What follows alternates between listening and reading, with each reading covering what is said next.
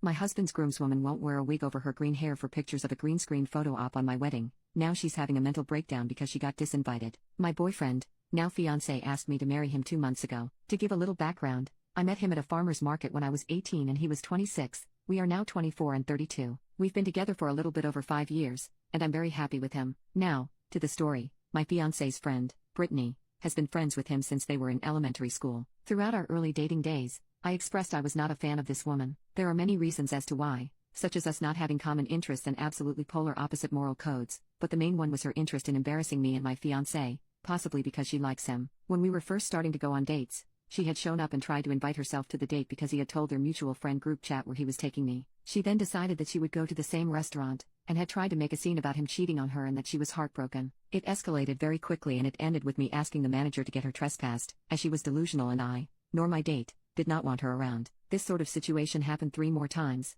even going as far as showing up to his grandparents' house to stop me from meeting his family. At that point, I made it clear to him that if anything like that were to happen again, I'd be out of there, which he completely understood and agreed with me, wholeheartedly. He convinced his friend group to go low communication about Brittany with him because she was acting weird around him and they all understood and disagreed with her actions. He had extremely low contact after that point, and I learned years later that she had gotten major therapy, even checked herself into a mental hospital, and went on medication to stop these absolutely unhinged personality traits. Around 4 years later, they reconnected through a mutual friend's birthday party we were all at and she genuinely seemed like she had changed, personality-wise, from the person I had met 5-ish years ago. We still didn't agree on most things, but she apologized for the way she had acted previously and owned up to all the BS she tried to pull with him. So, I just kept my guard up, but encouraged my fiancé to make friends with her again. I'm not friends with her, but I am friendly towards her. Skipping to now, I have been planning this wedding basically since I was born, over-exaggerating, but it has been in my thoughts since I was a young child. The wedding will not happen for another 2 years. The theme is supposed to be similar to D&D-style fantasy,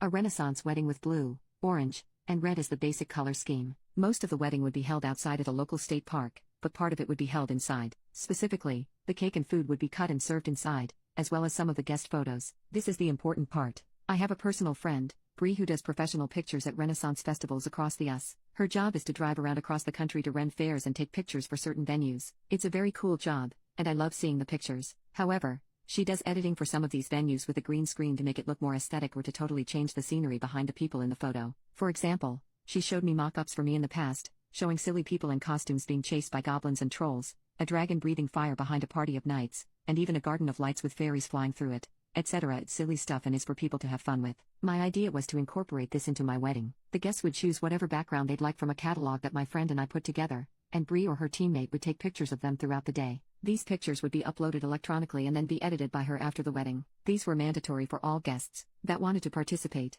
so I could use the pictures for postcards and scrapbooking. It's my hobby. The people who wanted to take part in this activity would have to check a box on the save the date form I sent out. My assumption is that most guests would be doing this, as most of the people that will be invited are extremely rambunctious and love activities involving being silly. I do want to make it clear, these would not be the only pictures taken at the wedding. There still would be normal pictures being taken of the wedding itself, as well as photos that will likely be framed and used as decorations that would have no green screen of my husband and I, and the wedding party. A few days after he had proposed, my fiancé asked me if I'd feel comfortable with him inviting Brittany to the wedding as a groomswoman. Honestly, I was fine with it, until the topic of her hair came up. In the year or so that he had reconnected, she cut and dyed her hair a lime green with a cool undertone and highlights. I honestly really like it and it suits her facial structure extremely well. However, I was worried about the green screen in her hair, so I invited her to my friend's home a while later so we could see if the screen would blend with her hair. Unfortunately, it did. In the pictures, you could see a major glitch with every background we tried because of her hair. I asked my friend if there was a way to edit around it, and she said there was, but it would be an extra amount of money because it would be way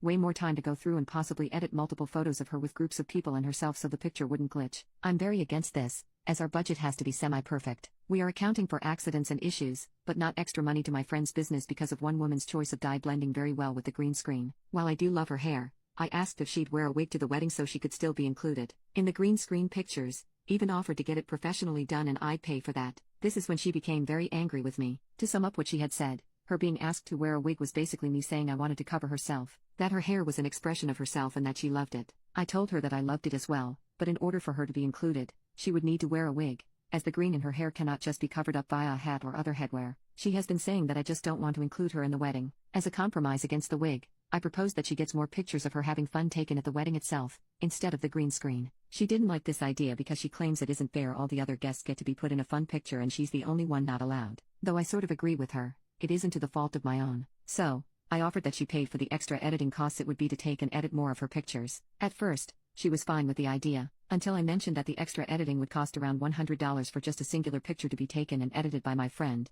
and the final price depended on how many photos she ended up in on the green screen. Then, she declined the offer and tried to throw it in my face that Bree's prices were outrageous. I disagreed with her sentiment about the prices, and I haven't spoken to her since then. Throughout this whole ordeal, my fiancé has been on my side, but he has been upset over her possibly not being there. While he does agree with me about not wanting to pay more for just her, as well as that she's being overdramatic, he has sympathy for her being the only person being left out of this choice activity. While I also have sympathy, I just don't see an alternative here. We can't use a blue screen over a green screen because the colors of the wedding are blue, red, and orange. And I don't wish to pay for a new screen for my friend's business just because of one person, and the alternatives I have come up with, she has shot down. So, my final decision was to ask him to disinvite her from the wedding to not create further drama, if she does not want to wear a wig. After long talks between us, he agreed with me and sent her a message that she would be disinvited entirely and would be welcome to celebrate with just us, after our honeymoon had ended. They met up soon afterwards and he stayed firm on the matter, despite her crying and still refusing to do anything to correct her hair. She still believes that me asking her to do this is because of some power imbalance and that I just want to bully her, which I don't think I'm doing. She has a year to think it over.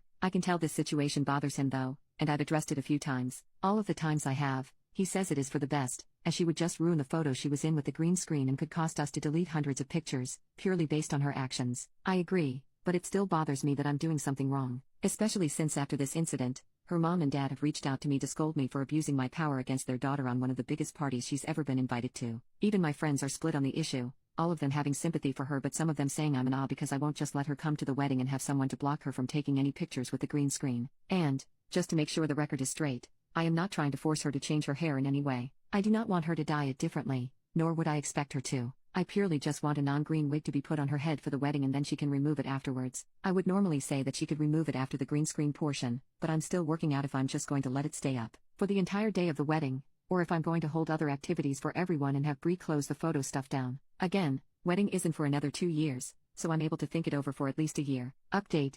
I honestly didn't think I'd post an update at all this year because I mostly got the confirmation I needed to know I was mostly correct in my assumption that she'd cause more drama at the wedding than necessary, and that I'd be correct in that I would be okay to disinvite her. Basically, 3 days ago, I was sent my post on Messenger from Brittany. She is a notorious Reddit lurker, apparently, and saw it a few hours after it was posted. It didn't even have to get multiple upvotes because she just reads the ones available on the recent category. I told her I posted because I had a lot of inner conflict towards my involvement with my fiancé choosing to disinvite her if she can't just make some form of sacrifice to not be in the green screen / wear a wig so she can be included. She got extremely mad at me, called me names, threatened that I'd be sued for defamation, etc. This honestly just made me realize how little she actually changed. Of course, I showed my fiancé and he was appalled at her actions. He said he was going to block her and did so that day, and so did I yesterday. I woke up to 43 missed calls from a number I did not recognize, that ended up to be her and a dozen voicemails claiming that I was stealing my fiancé away from her again, that I had purposefully targeted her for just wanting to be included with everyone else, and so on. I do not know how she got my number, but I obviously blocked it.